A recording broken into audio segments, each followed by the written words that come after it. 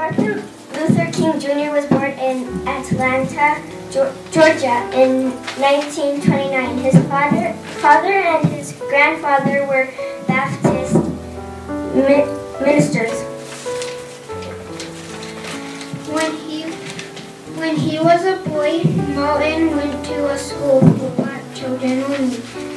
There were certain places he and his brother and sister could not go because of their color of their skin.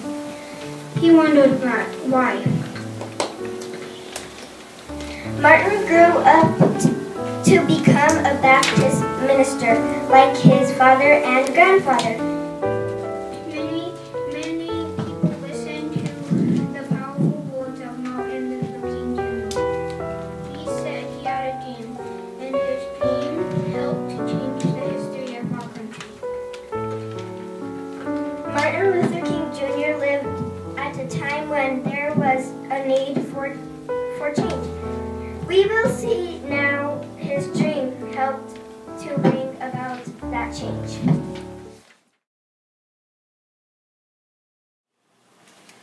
This month we celebrate the birthday of a great American. His name is Martin Luther King Jr. Why was he so great? What did he do? I've heard his name, but I don't know why he was so famous. Which one of you can tell us something about Martin Luther King Jr.? My grandmother lived in Montego. That's in Alabama. She told me all about him. She said that a long time ago there was a law in Alabama that black people had to sit in the back of the city buses. If a bus was crowded, they had to stand up when white people wanted their seats. Whoever heard of a law like that? Besides, what has it have to do with Martin Luther King Jr.? James, that law was a bad one, and Martin Luther King Jr. set out to change it. It all started one day when a tired little black lady named Rosa Parks broke that unfair law. Stop moving.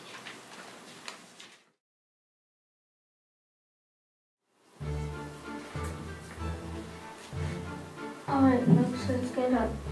Lady, you're gonna move. Lady, if you don't pick up your seat, I'll have to call the policeman. Go ahead and call him. Officer.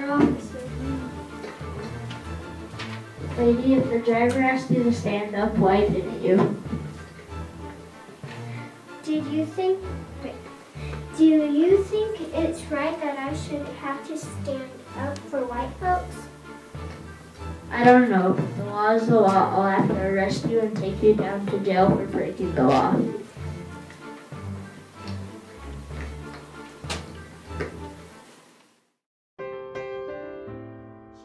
This is not just a law, and we will protest it.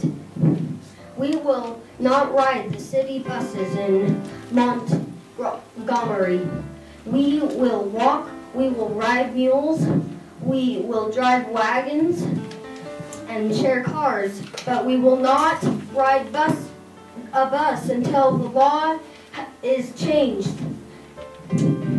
If you will protest courageously and yet with dignity and Christian love, when the history books are written in the future, someone will have to pause and say,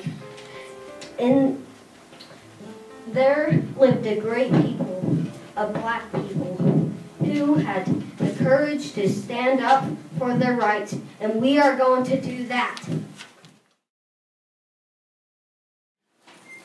Wow, what happened? Martin Luther King and his people did not ride the Montgomery buses for a whole year. Did they change the law? Yes, James, the United States Supreme Court decided that people riding on buses could not be separated or segregated because of the color of their skin.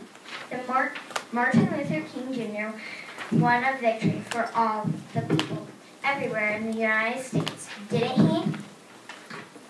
Yes, and it was the first of many victories. Boys and girls, Dr. King became the voice of black people across the land. Is that all he did? Just make it so that people could sit on buses? My grandmother said he walked a lot. What did he march for? Martin Luther King was a peaceful man. He did not believe in violence. He thought marching was better than fighting. He led what were called freedom walks, or peaceful protest marches. Is that the way he got people to pay attention and listen? Yes, Ida, his marches brought bad laws to the attention of people everywhere, including those who made the laws. My grandmother remembers when black people could only eat in special restaurants for black people. She couldn't go to movies where black people went. Was it right to have one set of rules or laws for white people and another set of those with black skin? Remember the bus? Don't you think that all people should be able to sit or stand where they please?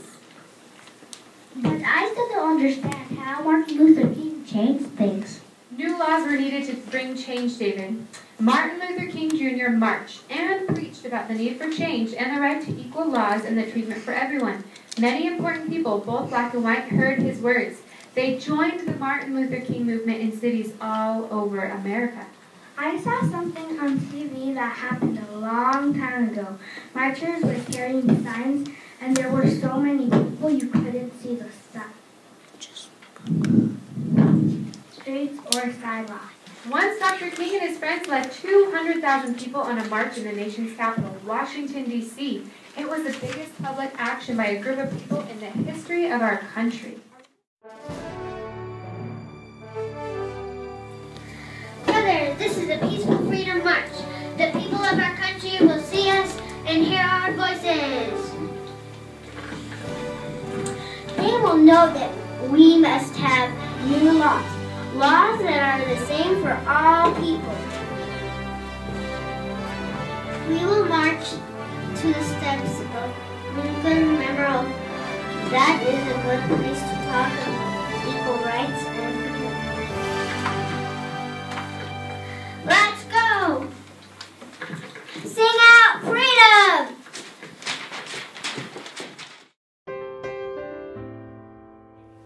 Even though we face difficulties of today and tomorrow, I still have a dream. I have a dream that one day this nation will rise up, live out the true meaning of its creed.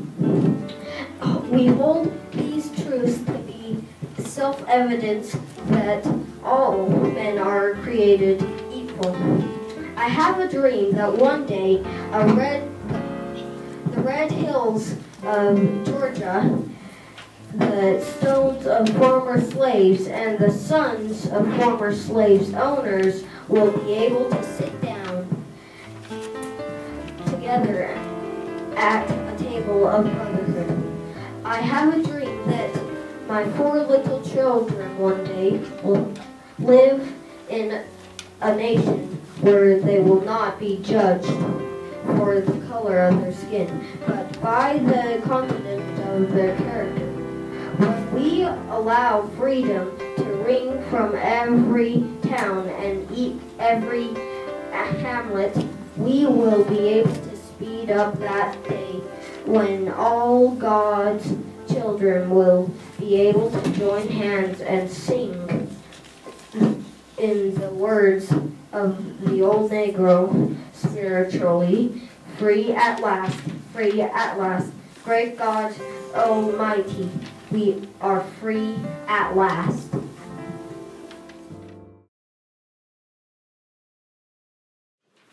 My uncle was there. He carried a sign that said, "We want to be first-class citizens." Grandma has a picture of him. Americans knew it was time to make new laws. The next year was 1964. An act called the Civil Rights Act became a law. All people could use parks and stadiums and swimming pools. All restaurants, hotels, and movie theaters were open to everyone, black and white alike. By then, I guess everyone knew how important Martin Luther King Jr. was. Why didn't they, Miss York? People around the world knew about him and how he believed in peaceful ways to bring about the change. Has anyone ever heard of the Nobel Peace Prize? I've heard of it, but I year, a prize is given by some citizens of Norway for the promotion of world peace. Prize winners may come from any country in the world. It is a great honor to be named for this prize. I'll bet King won that prize. Did he, Miss York? Did. Martin Luther King Jr. was the second black and the youngest man ever to receive the Nobel Peace Prize in 1964. He was invited to Norway. The world watched as King Orrock V of Norway and many other famous people honored Dr. King. They said that he, more than anyone else, had done the most to promote peace in the world. It makes you feel proud, doesn't it?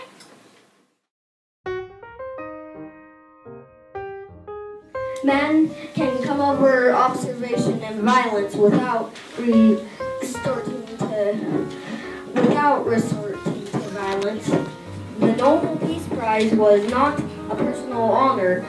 It is a tribute to the courage of millions of Gallons, Negroes, and white people of goodwill. They followed the non-violent course in seeking an reign of justice and a rule of love in the United States. Once Martin Luther King and his followers marched 54 miles from Selma to Montgomery, Alabama. It was the year after the Civil Rights Act of 1964 opened public spaces to all people. What were they marching for this time? Dr. King wanted everyone to know that voting laws needed changing. After that march, the Voting Rights Act of 1965 had passed. It did away with tests and taxes, which had stopped many black citizens from voting. I guess lots of people love Martin Luther King. Didn't they, Miss York? He did have many followers, but many people did not think as he did. There were those who wanted to fight and stop from making changes in the laws. So, you mean they wanted to hurt him? In 1968, Martin Luther King went to Memphis, Tennessee to help the garbage workers. He and some friends were standing on the balcony at his motel. Suddenly, the echo of a shot was heard, and Martin Luther King slumped to the floor. Somebody shot him? Martin Luther King Jr. was killed by an assassin. A man filled with hate took the life of a man who preached love. What a terrible thing to happen to such a good man. People around the world wept and mourned the death of Martin Luther King Jr. He died a young man, but his spirit and accomplishments live on today. And 39 years of Martin Luther King's life, he changed America's thinking about the human rights of all people. We have